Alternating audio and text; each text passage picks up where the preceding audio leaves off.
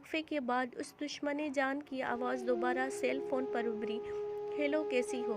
وہ بولا۔ آواز میں ہمیشہ کی طرح جادو تھا۔ ٹھیک ہوں، میں نے لفظی جواب دیا۔ ناراض ہو مجھ سے؟ وہ پوچھنے لگا۔ نہیں، اللہ کی رضا پر راضی ہوں۔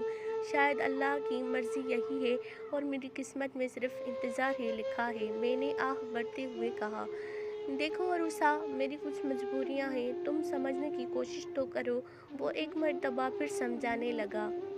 لیکن تم نے کہا تھا کہ تم حماد بھائی کی شادی پر ضرور آؤ گے۔ کیا اس مرتبہ بھی ایسا ممکن نہیں؟ میں ایک بار پھر رو دینے کو تھی۔ عجب ہے بس کی حالت تھی یہ بھی۔ نہیں، میں اگلے مہینے حماد بھائی کی شادی سے ایک ہفتہ قبل انشاءاللہ تمہارے پاس ہوں گا۔ اس نے تو جیسے میرے سر پر دھماکہ ہی کر دیا تھا۔ میں اس جواب کے لیے ہرگز تیار نہ تھی۔ کیا؟ میں اچھل پڑی۔ کیا تم سچ کہہ رہے ہو؟ تم آ رہے ہو واپس؟ اف میرے خدا، میں ابھی سب کو بتاتی ہوں۔ مجھ سے خوشی سنبھالے نہ سنبھل رہی تھی۔ میں فون بند کر کے سب کو دیوانوں کی طرح یہ خوشخبری دیتی رہی۔ شام کو میں دیوار گیر کیلنڈر کے سامنے کھڑی تھی۔ تصور میں آنے والے حسین لمحات تھے۔ اللہ کرے یہ مہینہ جلدی گزر جائے اور ہمارا علی واپس آ جائے۔ اتنا عرصہ گزر گیا اسے دیکھے۔ مجھے ڈر ہے کہ کہیں ہم انتظار میں اس دنیا سے چلے ہی نہ جائیں۔ امی جان نے مجھے گلے سے لگاتے ہوئے کہا۔ آ تو رہے ہیں علی۔ امی، پھر آپ ناحق پریشان ہو رہی ہیں۔ میری اور علی کی شادی 2 سال پہلے ہوئی تھی۔ 1 سال بعد سمیع پیدا ہوا۔ کاروبار کے سلسلے میں علی کو نیو یارک جانا پڑا، صرف 3 ماہ کے لیے، لیکن اب 5 ماہ ہونے والے تھے۔ میں دن گن گن کر ان کا انتظار کر رہی تھی جو ختم ہونے کا نام ہی نہیں لے رہا تھا۔ آخر میرا انتظار ختم ہوا اور وہ دن آ گیا۔ آج علی کو ہم سب کے لیے ایئرپورٹ روانہ ہوئے۔ کل رات روانہ ہونے سے پہلے اس نے مجھ سے بات کی تھی۔ وہ بہت خوش تھا میری طرح۔ جب ہم ایئرپورٹ پر پہنچے تو عجیب و غریب خبر سننے کو ملی کہ فلائٹ 940 جس میں علی آ رہا تھا وہ راستے میں کہیں غائب ہو گئی ہے۔ میرے پیروں تلے سے جیسے زمین نکل گئی۔ یہ کیسے ہو سکتا ہے؟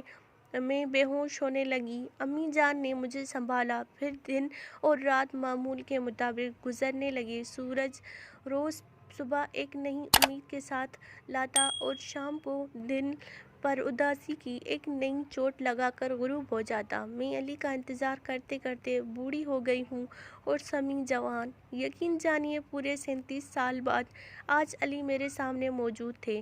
میری نم آنکھیں اسے حیرت اور خوشی کی ملے جلے جذبات کے ساتھ دیکھ رہی تھیں۔ تم کہاں رہ گئے تھے علی؟ اماں ابا تمہارا انتظار کرتے کرتے اس دنیا سے رخصت ہو گئے، لیکن تم نہیں آئے۔ میں شکوہ کناں تھی۔ علی نے مسکرا کر مجھے خود سے لگایا۔ اب آ گیا ہوں، ہمیشہ تمہارے ساتھ رہوں گا۔ چلو اب چل کر آرام کر لو۔ کب سے جاگ رہی ہو؟ زہرا امی کب سے سو رہی ہیں، جاؤ اٹھاؤ انہیں۔ سمیع تیسرے بار ماں کے کمرے میں جھانک کر آیا تھا اور اب پریشان ہو کر بیوی سے انہیں اٹھانے کو کہہ رہا تھا۔ ہاں آپ ٹھیک کہہ رہے ہیں، اب تو عشاء کا وقت ہونے والا ہے، میں اٹھاتی ہوں۔ یہ کہہ کر زہرا ان کے کمرے کی جانب چل دی اور پھر گھر ان کی چیخوں سے گونج اٹھا۔ امی تو دنیا سے رخصت ہو گئیں۔ آج 10واں روز ہے۔ میں روز ان کی قبر پر جاتا ہوں اور سورۃ یاسین کی تلاوت کرتا ہوں۔ میں جانتا ہوں کہ ماں کی جدائی کا غم وقت کے ساتھ ساتھ کم ہو جائے گا، مگر میں اس لمحے کو کیسے فراموش کروں جب زہرا کی چیخنے پر میں امی کے کمرے کی جانب بھاگا تھا۔ تب میں نے اپنی آنکھوں سے اس کو حشاش بحشاش کمرے سے نکلتے دیکھا تھا۔ انہوں نے ابو کا ہاتھ تھاما ہوا تھا۔ دونوں نے مسکرا کر مجھے دیکھا تو کمرے سے باہر چلے گئے۔ یہ منظر اتنا واضح تھا میں اس کو اپنا وہم گردان ہی نہیں کہتا۔ جب آنکھیں بند کرتا ہوں تو وہی منظر آنکھوں کے سامنے آ جاتا ہے اور میں جلدی سے اٹھ کر وضو کرتا ہوں اور اپنے والدین کے ایصال ثواب کے لیے نفل ادا کرنے کے لیے کھڑا ہو جاتا ہوں۔